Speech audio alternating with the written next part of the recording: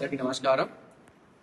మరి నిన్న మాజీ ఎమ్మెల్యే గారు ప్రెస్ మీట్ పెట్టి ప్రభుత్వాన్ని మన ఎమ్మెల్యే గారికి బాగా అన్పార్లమెంటరీ లాంగ్వేజ్లో విమర్శించడం జరిగింది. నిజంగా మరి వారు ఏ విధంగా ఆలోచించి మరి విమర్శించినారో నాకు తెలియదు, కానీ దొంగ నడిచినట్టు ఉంది. నాకు అనిపించిన విషయం లేదు.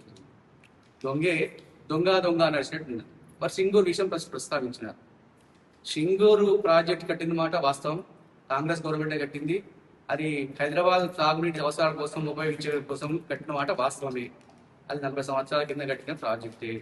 కానీ దానికి రాజశేఖర రెడ్డి గారు ముఖ్యమంత్రి అయిన తర్వాత మన దామోదర రాజనరసింహ గారు మరి 4 టీఎంసీలు వాళ్ళు కొట్లాడి వాళ్ళ కాన్సెంట్ తీసుకొని సాగునీటి కోసం ఉపయోగించుకున్న మాట కూడా వాస్తవమే. తర్వాత ఆ ప్రాజెక్టులో ఉన్నటువంటి వాటర్ని హరీష్ రావు గారు ఇరిగేషన్ మంత్రిగా ఉండి mid Maneru, upper Maneru, lower మానేరుకు 16 టీఎంసీల వాటర్ని వాళ్ళు తీసుకుపోయినప్పుడు మీరే కదా ఎమ్మెల్యేగా ఉన్నారు. కనీసం ఒక ప్రెస్ మీట్ పెట్టి లేదా ప్రభుత్వ పరంగా ఒక్కసారి ఖండించినవా? మరి ఈ ప్రాంతానికి తాగునీరు సాగునీరు లేకుండా చేసినటువంటి ఘనత ఎవరిది? మీది కాదా? మీ స్వయంగా మీ మంత్రిగా ఉన్న హరీష్ రావు గారు తీసుకుపోయినప్పుడు ఇదే ఎమ్మెల్యే అప్పుడు ఎంపీపీగా ఉండి ప్రజల పక్షాన నిరాహార దీక్షలు చేసి ధర్నాలు చేస్తే హరీష్ రావు గారు నారాయణగేడికి వచ్చినప్పుడు మేము అడ్డుకుంటే మా మీద కేసులు పెట్టి మమ్మల్ని జైలు పంపించిన ఘనత కాదా? ఆ విషయం మర్చిపోయినారా? మరి ఒకసారి మీరు విజ్ఞత తెలుసుకొని చేసుకుంటే బాగుంటుందని చెప్పి మరి మాజీ ఎమ్మెల్యే గారికి నేను విజ్ఞప్తి చేస్తూ ఉన్నాను. వాస్తవంగా సింగూరు ప్రాజెక్ట్ 29 టీఎంసీల మాట వాస్తవం. అందులో మాజీ ముఖ్యమంత్రి గారు గౌరవనీయులు కల్వకుంట్ల చంద్రశేఖరరావు గారు 21 ఫిబ్రవరి 2002 నాడు నారాయణఖేడ్లో ఒక బహిరంగ సభ ఏర్పాటు చేసినారు. ఆ బహిరంగ సభలో సంగమేశ్వర, బసవేశ్వర ఎత్తిపోతల పథకాలకు శంకుస్థాపన కోసం మరి సంగమేశ్వర, బసవేశ్వర ఎత్తిపోతల శంకుస్థాపన చేసిన మాట వాస్తవమే. మరి అది ఎందుకు పూర్తి చేయలేకపోయినారు? స్వయంగా అప్పటి ముఖ్యమంత్రి గారు వారి స్పీచ్లు చెప్పిండు. మీకు కావాలంటే వీడియో ఉంది, వినిపిస్తా మీకు. మరి ఇది మా చాలా చురుకైన మంత్రి హరీష్ రావు గారు ఈ సభను ఏర్పాటు చేసినారు, ఈ ప్రాజెక్ట్ తీసుకొచ్చినారు. సంవత్సరన్నర కాలంలో పూర్తి చేయాలని చెప్పి ముఖ్యమంత్రి గారు స్వయంగా నారాయణగేడ్ బహిరంగ సభలో ప్రకటించిన విషయం మీ అందరూ తెలిసిన విషయం. నారాయణగేడ్ ప్రాంత ప్రతి అందరూ తెలుసు, రాష్ట్ర ప్రజలకు తెలుసు. మరి సంవత్సరాల కాలం కట్టిపోయింది, పూర్తి చేయలేకపోయినారు. మీ అధికారం ఉన్నప్పుడు పూర్తి ఎందుకు చేయలేకపోయినారు? ఆ విషయం మరొకసారి జ్ఞాపకం చేసుకుంటే బాగుంటుంది. అదేవిధంగా ఇది ఒకసారి ఆ వీడియో కావాలంటే మీకు వినిపిస్తున్నాం. ఇక్కడ ఉన్న చూడండి.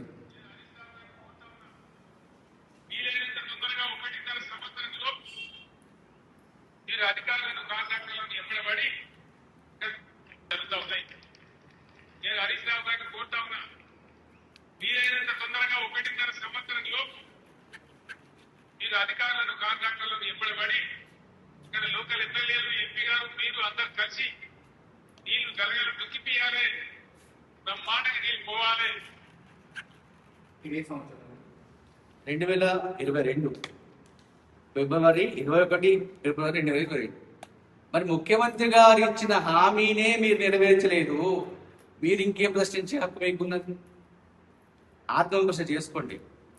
ప్రతిపక్షంలో ఉన్న వాళ్ళు ప్రశ్నించాలి, ప్రజల క్షేమం కోరాలి, కానీ బురదజల్లుడు కార్యక్రమం కరెక్ట్ కాదు అని చెప్పి నేను మాజీ ఎమ్మెల్యే గారికి విజ్ఞప్తి చేస్తా ఉన్నాను. అదేవిధంగా 20 టీఎంసీల వాటర్ను సింగూరు నుంచి లిఫ్ట్ చేసి మన బసవేశ్వర, సంగమేశ్వర ప్రాజెక్ట్ ఇవ్వాలని చెప్పి వాళ్ళు ఒక దాంట్లో రాసుకున్నారు. కానీ 20 టీఎంసీల ప్రాజెక్ట్ టీఎంసీలు ఎక్కడి?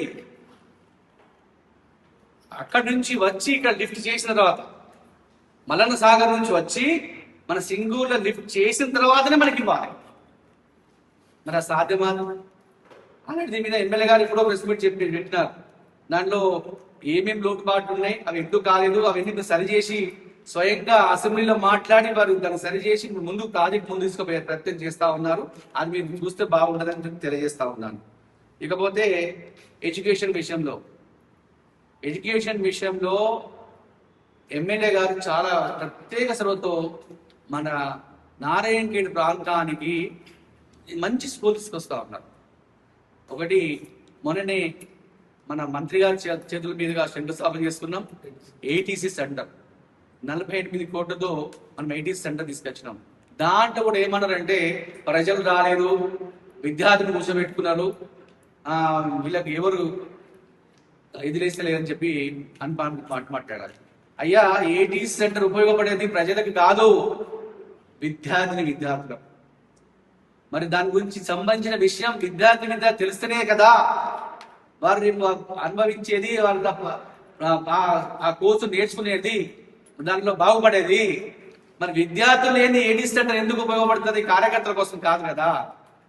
విద్యార్థులకు భవిష్యత్తు తీర్చిదిద్దడానికి, వారికి ఉద్యోగ ఉపాధ్యాయులు కల్పించడానికి కోసం అడ్వాన్స్ ట్రైనింగ్ ఇప్పించి ఐటీ రంగంలో ఐఐటికి సంబంధించిన వాళ్ళకు, లేకుంటే ఐటీకి సంబంధించిన వాళ్ళకు జపాన్, జర్మనీ అటువంటి దేశాలు పంపించే విధంగా మనం ట్రైన్ చేసే విధంగా మనం ఏర్పాటు చేసిన సంగతి మరి అది కూడా మీకు తెలియకుంటే చాలా బాధ అనిపిస్తా ఉంది.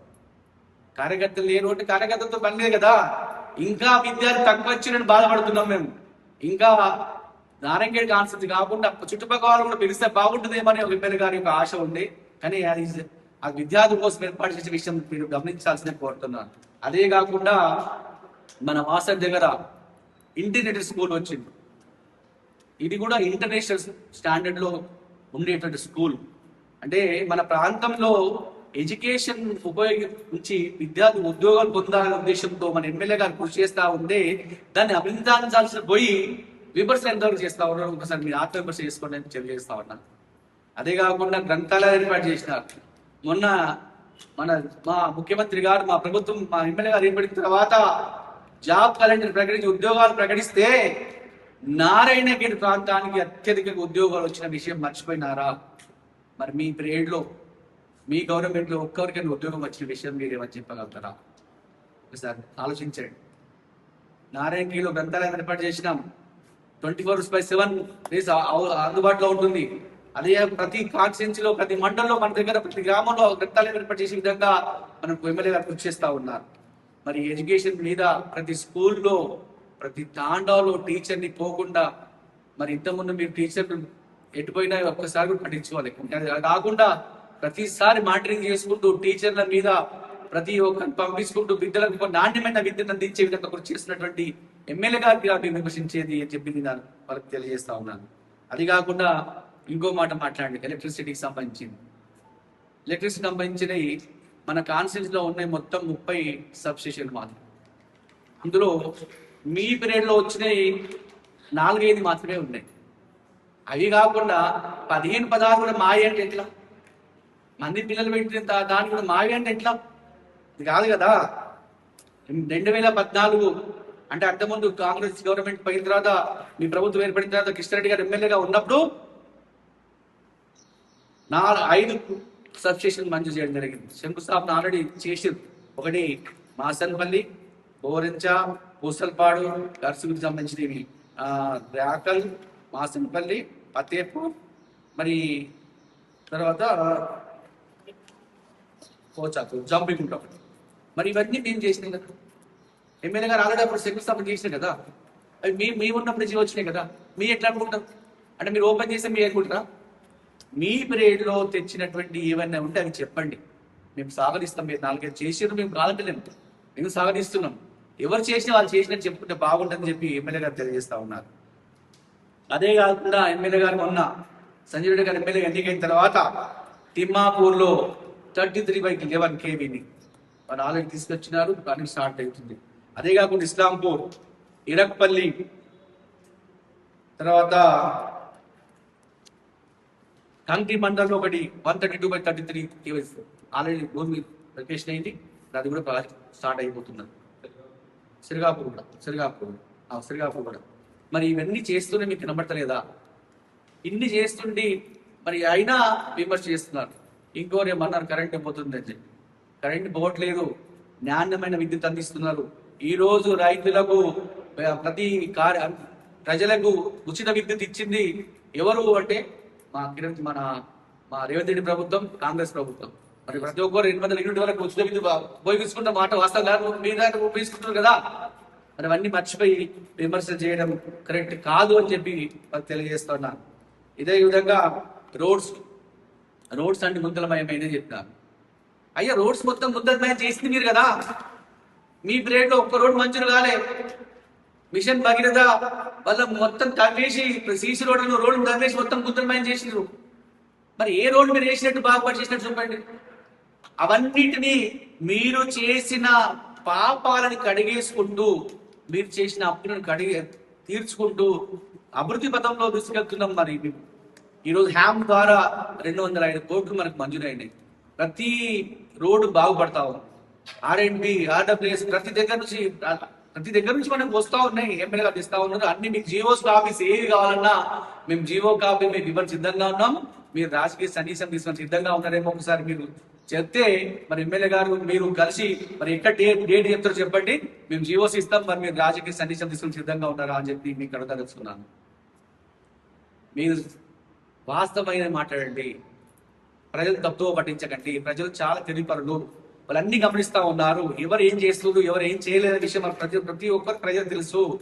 వాస్తవాలను వక్రీకరించే విషయం చేస్తే ప్రజలు క్షమించరు, చరిత్రలో మిగిలరు అని మీకు తెలియజేస్తా ఉన్నాను.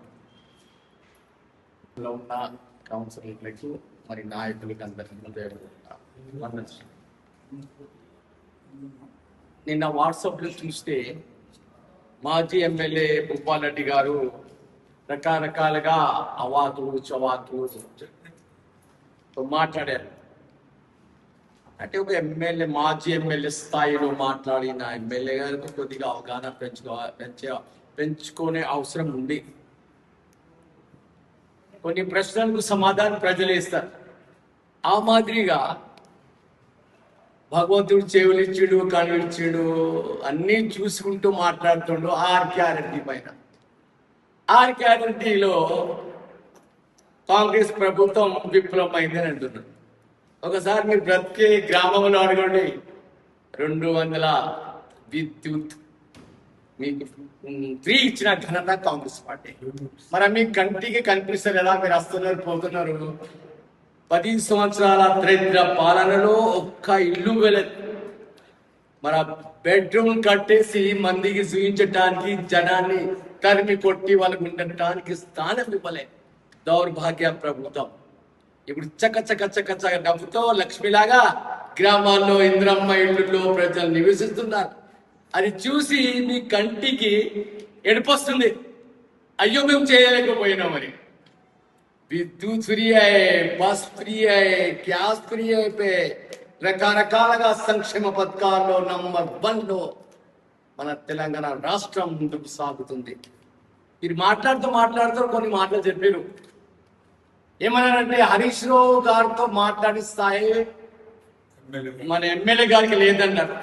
అంటే హరీష్ రావు దేవుడా? పై నుంచి దిగచ్చిందా? ఆయన కూడా ఒక ప్రజానాయకుడు.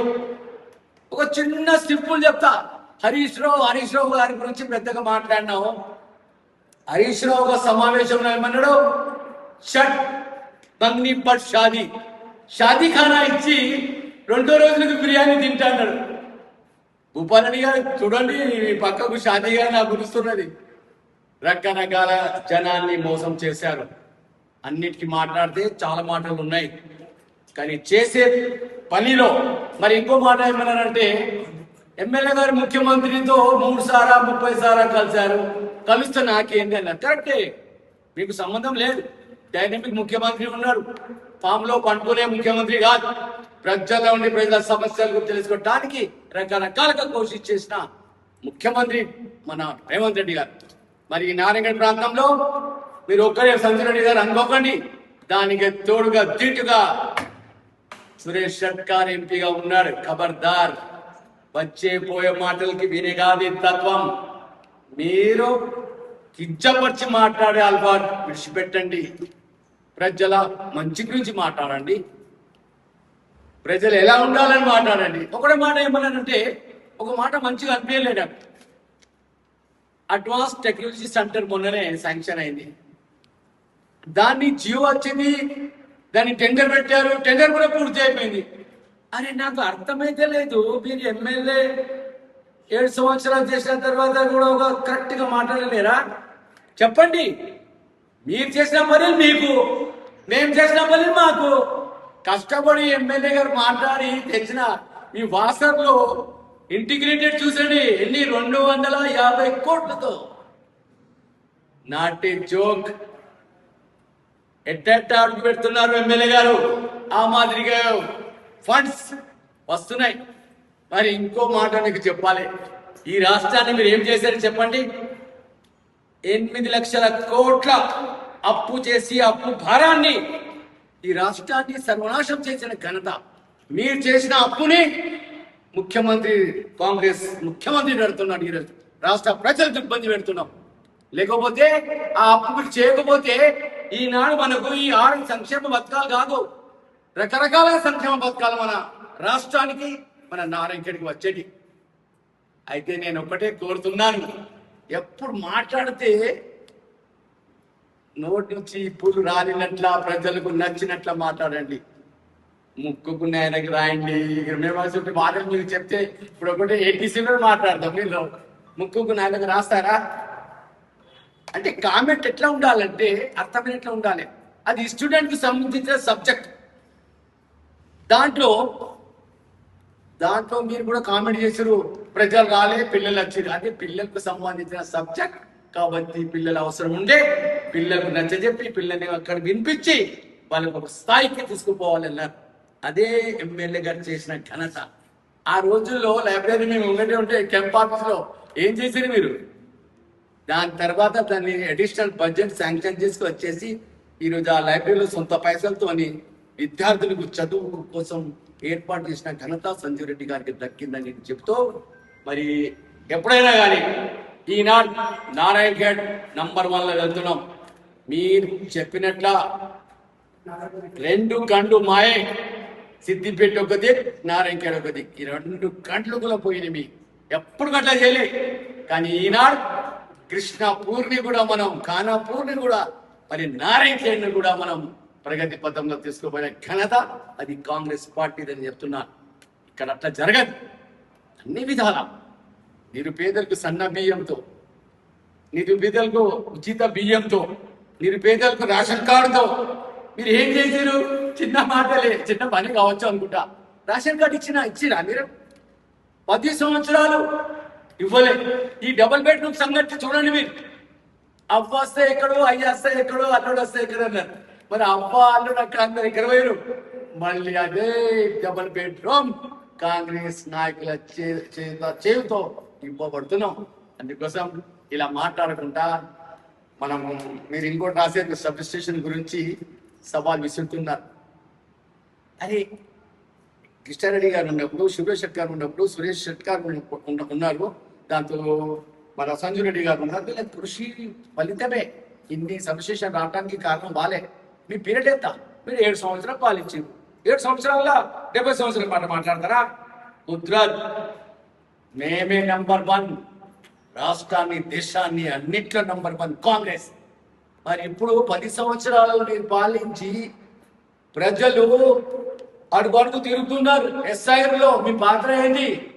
ఎక్కడైనా మాట్లాడుతున్నారా? ఎస్ఐ గురించి ఏ విలేజ్లో చెప్తున్నారా? అది అంతా బరువు ఎవరు మోసుకుంటున్నారు? ప్రజలు ఓట్లు ఉండాలి. ఆ ఓటు ఎవరికనే అయ్యండి, భూపాలరెడ్డికనే అయ్యండి, సంజయ్ రెడ్డి సాబ్కి అయ్యండి, సురేష్ శెట్టి. కానీ కర్తవ్యం నిర్మించే బాధ్యతలో మనం ఉండి ఇంటికి తిరిగి ప్రతి ఒక్కరికి అవగాహన కల్పించి, మరి ఎస్ఐలో కూడా నంబర్ 1లో ముఖ్యమంత్రి గారి గైడ్లైన్స్ లో గ్రామాన మండల స్థాయిలో సమావేశం పెట్టేసి ఈ కార్యక్రమంలో ముందు అడుగు వేసింది కూడా మనమే. అందుకోసం మీతో ఇంకోసారి మనం చేస్తున్నాను, ఈ నారాయణఖేడ్ని మంచిగా తీసుకుపోదాం, అందరు కలిసి మంచిగా కొనసాగాలని చెప్తూ, మరి ఉల్టా సీదా ఆవుల మాటలతో ప్రజల్ని మెచ్చబెట్టొద్దని మీకు చెప్తూ సెటిల్స్తాను. జై. నమస్కారం మీడియా మిత్రులకు. నిన్న నారాయణఖేడ్ మాజీ శాసనసభ్యులు భూపాల్ రెడ్డి గారు ప్రస్తుత ఎమ్మెల్యే డాక్టర్ సంజయ్ రెడ్డి మీద లేనిపోని ఆరోపణలు చేయడం మంచిది కాదు. ఏదైనా ఆపోజిషన్ ఉన్న వాళ్ళు సలహాలు సూచనలు ఇవ్వాలి తప్ప అభివృద్ధికి సహకరించాలని మీడియా ద్వారా కోరుతున్నాం. అంటే తెలంగాణ రాష్ట్ర ప్రభుత్వం రేవంత్ రెడ్డి గారి నాయకత్వంలో నారాయణఖేడ్ నియోజకవర్గంలో డాక్టర్ సంజయ్ రెడ్డి నాయకత్వంలో ఎడ్యుకేషన్తో పాటు విద్య, ఇందిరమ్మ ఇల్లు, కొత్త రేషన్ కార్డులు, రైతు భరోసా స్కీమ్లు, మళ్ళీ ప్రతి రేషన్ కార్డు ఉన్న వాళ్ళకు ఇన్సూరెన్స్ సౌకర్యము, ఉచిత విద్యుత్, 200 యూనిట్లు ఉచితంగా ఇవ్వడం జరుగుతుంది. అదేవిధంగా అభివృద్ధి చాలా ఇప్పుడు ఇది అప్పుల రాష్ట్రాన్ని అన్ని సంక్షేమ ఫలాలు ఇస్తూ అప్పులను చెల్లిస్తూ సంక్షేమ ఫలాలు ప్రతి కుటుంబానికి అందే విధంగా కృషి చేసింది రేవంత్ రెడ్డి గారు, మన డాక్టర్ సంజయ్ రెడ్డి గారు. ఈరోజు నేను ఏం చేసినా కాదు. గతంలో స్వర్గీయ కిషన్రెడ్డి గారు మరణానంతరము బై ఎలక్షన్లో ఏ ప్రభుత్వం ఉంటే ఆ ప్రభుత్వం ఎక్కువ నిధులు ఇస్తుంది. కిషన్రెడ్డి చనిపోవడం వల్ల నారాయణఖేడ్కు ఇంచుమించు 1000 కోట్లు వచ్చింది. కేవలం కిషన్రెడ్డి గారి చనిపోయిన అనంతరం అదే నిధులను మాజీ శాసనసభ్యులు 2 సార్లు మీరు చేసింది ఏం లేదు. గతంలో 8 రెసిడెన్షియల్ హాస్టల్ ఇచ్చింది కూడా బై ఎలక్షన్లోనే. ఇప్పుడు సిద్దిపేట డెవలప్ కావడానికి కారణం బై ఎలక్షన్ రావడం. అక్కడ 4 సార్లు రావడం వల్ల 4-5 సార్లు రావడం వల్ల సిద్దిపేట డెవలప్ అయింది. కిషన్రెడ్డి గారు సడన్గా మరణించడం వల్ల మన దగ్గర ఇంచుమించు అప్పుడు కేసీఆర్ గవర్నమెంట్ 1000 నుంచి 2000 కోట్లు డెవలప్మెంట్ చేశారు తప్ప ఈయన చేసేది ఏం లేదు. ఏదైనా ఉంటే మీరు ఏ విధంగా చర్చకు సిద్ధమైన బసవేశ్వర కానీ సంగమేశ్వర లిఫ్ట్ ఇరిగేషన్ అంటున్నారు. లిఫ్ట్ ఇరిగేషన్ చేసినాం అప్పుడు మీరు కూడా ఎమ్మెల్యే ఉన్నారు. 2 years ఎమ్మెల్యే ఉన్న తర్వాత కూడా ఒక పని చేయలేదు, ఒక ఈదిగా లేదు. కాళేశ్వరం వాటర్ సింగూరు రావాలి, సింగూరు నుండి మనకు లిఫ్ట్ ఇరిగేషన్ ఇక్కడ రావాలి. మనకి 8 TMC ఇచ్చింది వాస్తవమే, కానీ ఆ నీళ్ళు వచ్చినప్పుడే. కానీ సింగూరులో గత గవర్నమెంట్లో కేసీఆర్ గవర్నమెంట్లో సింగూరు కొలాప్స్ అయింది. ఆ డ్యామ్ సేఫ్టీ అధికారులు కూడా ఆయనకు రిపోర్ట్ ఇవ్వడం జరిగింది. ఆ పాపాన్న ఇప్పటి వరకు నియోజకవర్గంలో కూడా సాగునీరు కష్టం జరిగింది. కానీ అవి గమనించి రేవంత్ రెడ్డి గారి గవర్నమెంట్, దామోదర్ గారి నాయకత్వంలో, డాక్టర్ సంజయ్ రెడ్డి నాయకత్వంలో అక్కడ రిపేర్ చేస్తూ ఇక్కడ ప్రజలకు తాగునీటి కొరత రాకుండా చూస్తూ నీరు తాగిస్తూ గ్రామాలకు అందరికీ నీరు తాగే విధంగా కృషి చేసిన వ్యక్తి మన గౌరవ శాసనసభ్యులు డాక్టర్ పొట్ల సంజయ్ రెడ్డి. ఆ విధంగా మనం కావాలంటే ఏదైనా అభివృద్ధిని సహకరించండి, మీ సలహాలు సూచనలు ఇవ్వండి. లేనిపోని ఆరోపణలు చేసి నియోజకవర్గంలో మళ్ళీ ఏదో గొడవ ఏది చేస్తున్నాం అది చేసినాం అని చెప్పకుండా ఏదైనా మీ సలహాలు సూచనలు గౌరవ శాసనసభ్యులకి ఇవ్వండి, గౌరవ మంత్రి గారికి ఇవ్వండి. ఖచ్చితంగా పాటించి మనం నారాయణఖేడ్ నియోజకవర్గానికి డెవలప్మెంట్ చేద్దామని కోరుకుంటూ ఈ అవకాశం ఇచ్చిన మీడియా మిత్రులందరికీ నమస్కారం.